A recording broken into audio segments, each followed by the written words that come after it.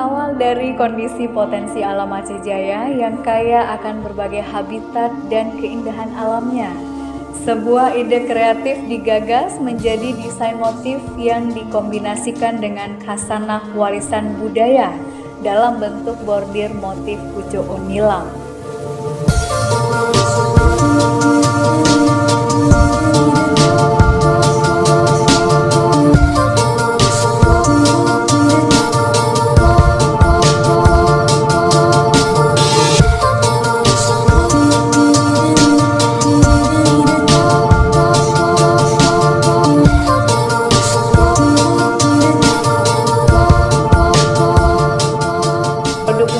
Kerajinan Aceh Jaya seperti produk tudung hantaran modifikasi dari kain songket dan sulam kasab.